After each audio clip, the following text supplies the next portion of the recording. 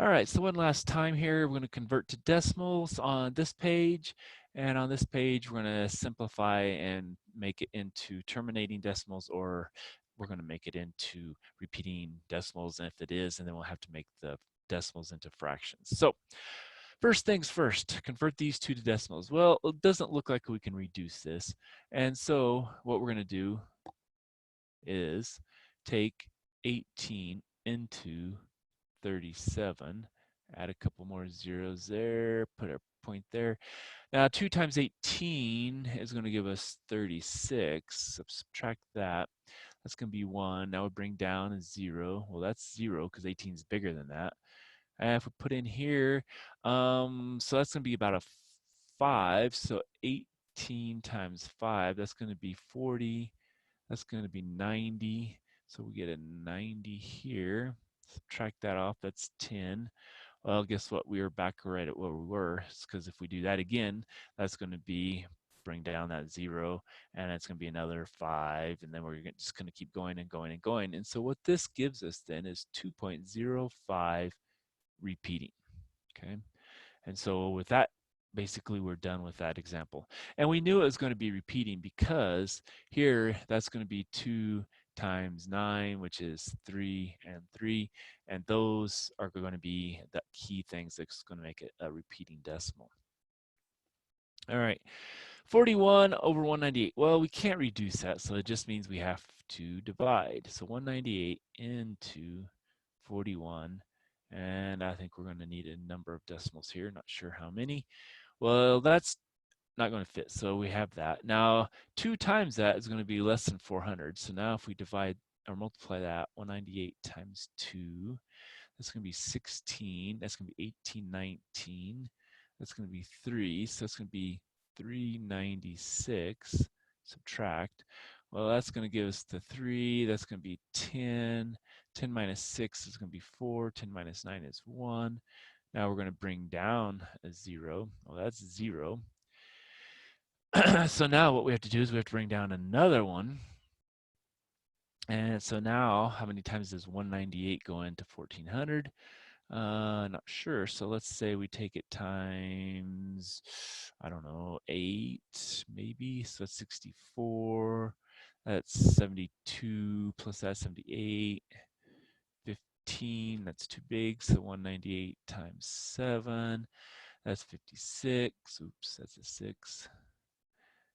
There we go. And so that was 56. So now we have 63, 68. That's 12, 13. So 1386. So it's, oops, that's a 7.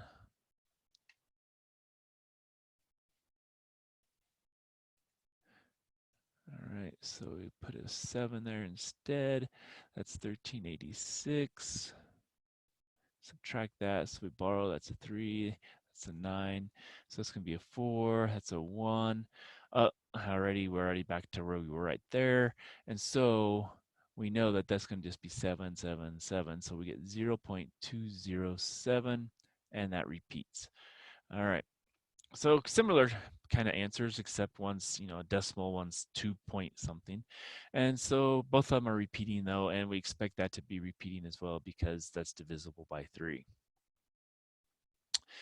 All right, here we got 2 fractions. So are they terminating or not? Well, this one is 2 and 2, so that should terminate.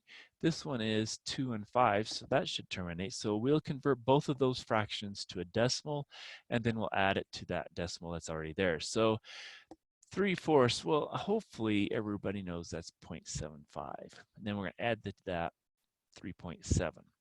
So if we do that, 3.70, just add another 0 to make it so it lines up. That's 0.75. We're going to add 0 and 5 is 5, 7 and 7 is 14. Put our decimal, and we have 4.45. So 4.45, and that's going to be our solution for this fraction that is the terminating decimal plus this. All right, so 3/10. Well, what do we know about when we divide by 10? Well, we move the decimal, and so that's going to be a negative 0.3, then plus 8.1, And so basically we're going to take 8.1 minus 0.3, and that should be our answer. So 8.1 minus 0.3. And so we borrow 1. So here we have 8. Here that's 7. Bring our decimal down.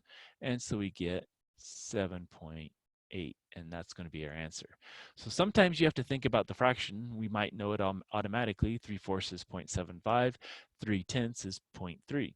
And sometimes, before we've done them where we actually had to do the division and actually see what the answer is. And so that's doing some simple calculations with decimals, with fractions combined, and then you have to either convert to a fraction or to a decimal, depending on if it's terminating or repeating.